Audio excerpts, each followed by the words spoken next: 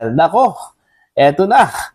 Meron na pong napipisil po, mga kabida, ito kong si Vice President Sara Duterte po, na magiging tandem po niya, sa 2028 presidential elections po, mga kabida.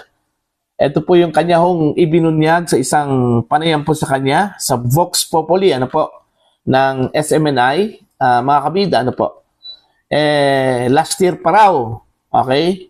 Nirecruit ng Vice Presidente itong taong ito. Although hindi po niya binanggit kung sino po ito, mga kabida, babae ba o lalaki, Basta last year pa raw, nire-recruit na raw niya ito, okay, mga kabida, para maging katandem po niya, ang mas maganda dito, mga kabida, dahil may malaking role itong taong ito, sa kanyang gobyerno kung sakali man po sila po ay mananalo po, mga kabida.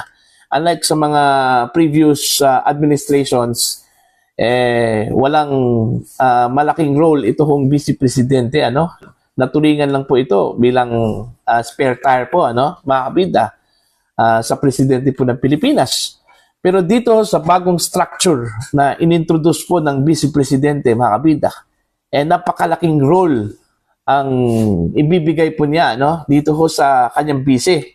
Mantakin nyo, siya yung mangunguna po, mga kabida, sa pagpapanagot doon ho sa mga may sala, kagaya na lang po sa issue po ng corruption, mga kabida.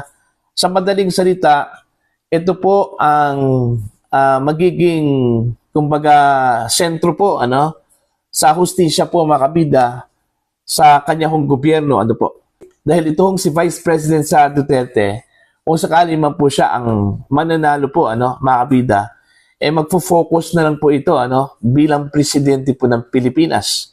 Pagdating ho sa pag-dispense ng justice, mga kabida, ito hong Vice Presidente na po niya, ang mangunguna po, mga kabida. Eto, pakinggan muna natin, itong short clip lang po, mga kabida, sa panayam po kay Vice President Sara Duterte, sa programang Vox Populi, ng SMNI, mga kabida. Narito po. Ito lang ang sasabihin ko. Hindi pwede na walang managot. Yung nire-recruit ko na Vice President, siya ang magpapanagot sa mga gumawa ng mali sa bayan. Para ako, nakatutok ako sa trabaho ng presidente.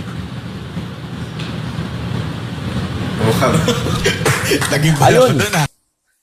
Bitin.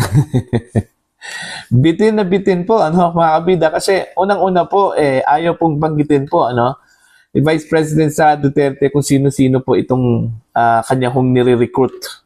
Okay, hindi naman po niya sinabi kung babae ba ito o lalaki ba ito, Basta nire-recruit niya ito since last year pa po. Okay? At inaantay na lang doon niya, mga kabida, yung kanyang sagot. Kung siya po ay kakasa dito ho sa kanyang imbitasyon, mga kabida, para maging katandem po niya, sa 2028 presidential elections po, mga kabida.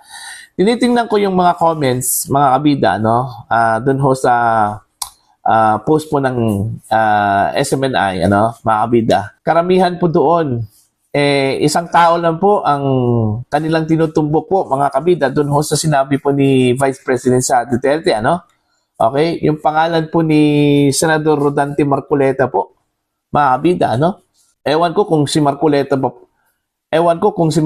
ba, mga kabida, ang tinutumbok ni Vice President Sara Duterte, mga kabida, Pero sa palagay ko po, pwede din. Okay? Kasi po, alam naman po natin, si Marcoleta po, mga kabida, kilala po pagdating ho sa paglaban ho sa corruption, mga anomalya po, sa gobyerno. In fact, ang daming ang nagalit sa kanya, nung hinawakan po niya itong Senate Blue Ribbon Committee po, mga kabida. Dahil ayaw ho ng mga kalaban po ni Marcoleta at yung mga nasa likod po ng korupsyon, na si Marcoleta ang magpapatuloy po bilang chairperson po ng Senate Blue Ribbon Committee, Kaya siya po ay tinanggal, mga kabida, Okay? Kaya ako, personally, boto po ako kung si Marcoleta man po yung napipisil po ni Vice Presidente Sara Duterte, mga kabida, na kanyang magiging running mate. Okay, pagdating ho sa 2028 presidential election. Wala na kasi akong nakitang ibang personalidad na pwede hong maging katandem ni VP Sara po, mga kabida. Ini-imagine ko kasi, mga kabida, kung sino-sino kaya itong tinutukoy po ni VP Sara, mga kabida. Okay? Ini-imagine ko si Robin Padilla, nasa palagay ko po, malabo, mga kabida. Ini-imagine ko rin, ito hong si Amy Marcos, na sa tingin ko din, malabo din, kasi unang-una po, may sinabi na po ito hong si Vice President Sara Duterte na never again, na makipagtandem po siya sa isang Marcos po, mga kabida. Okay? At siguro, ayaw din ng mga supporters ng mga Duterte po, kung sakali man po, kukunin po ni Vice President Sara Duterte ito hong si Amy Marcos, mga kabida. Okay? Naniniwala ako na ikukonsider din ng Vice Presidente yung magiging feelings po ng kanyang mga supporters.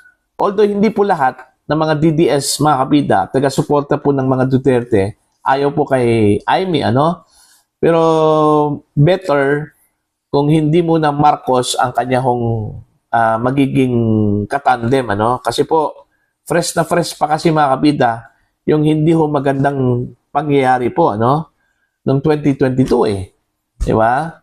Kaya nga nagkaganito po ngayon, mga kabida, inuusig po ang Vice Presidente, mga kabida, dahil yon, nagkamali daw ito hong si Vice President Sara Duterte sa pagpili ng kanyang katandem sa 2022 presidential elections po, mga kabida. Kaya ayaw po ng mga supporters ng mga Duterte at ni Vice President Sara Duterte na mangyayari ito ulit, kung sakali man po, pipili po ito kung si Vice President Sara Duterte ng isang Marcos. Kaya sa akin po, malabo.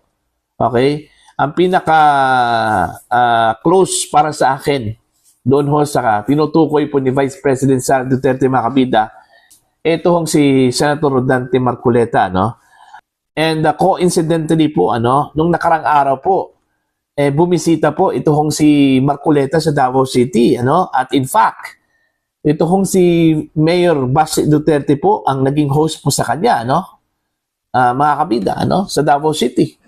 Alright?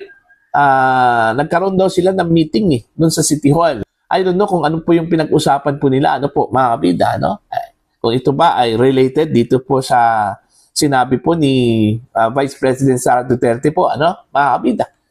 Okay, basta malakas ang kutob ko, okay, na ang tinutukoy po ni Vice President Sara Duterte ay ito hong si Rodante Marcoleta, mga kabida, po. At ang maganda po dito, mga kabida, binigyan po ng malaking role, okay, ni VP Sara yung kanyang busy. Okay? Dahil unlike ho sa mga previous vice presidents, na wala hong kasing laking role na binigay po, okay, sa kanila po, mga kabida, although may binigay na cabinet position, katulad na lang po ni Leni Robredo, binigyan po ng cabinet position po ni dating Pangulo Rodrigo Duterte, mga kabida, okay, pero unlike dito ho sa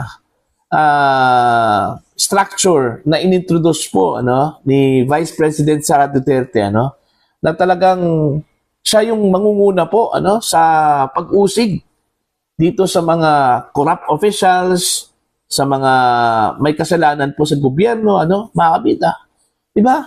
Ang laki po ng responsibilidad na ibibigay po ito hong si Vice President Sara Duterte doon ho sa kanyang busy. Okay? Hindi ko ma-imagine po, mga kabida, ito hong si Marcoleta, na uusigin lahat ng mga kurakot po, okay, sa bansa, mga kabida, di ba? So, yun. It will be a challenge para ho sa magiging busy po ni Sara Duterte kung sakali man po silang dalawa ay mananalo po mga kabida sa susunod na eleksyon, ano? Na gampanan itong role na ibibigay po ni Sara Duterte mga kabida sa kanya, okay? Kung sino man po yun, ano? Kung si Marcoleta man po yun, ano? Mga kabida, pero para sa akin, kayang-kaya yan, ano? Ni Marcoleta mga kabida, yung role na yan, na magiging accountability czar po siya mga kabida, no? Sa Duterte administration po. Okay? Now, para po sa inyo, ano po ang inyong pananaw at opinion ho dito, ano? Sa ibinunyag po ni Sara Duterte mga kabida, na meron na po siyang napipisil na magiging katandem po niya, no, sa 2028 presidential elections, ano, mga kabida. At dito ho sa structure na kanyang inintroduce. Do you think it will work? Okay? Sa kanyang presidency po, ano, mga kabida? Please comment.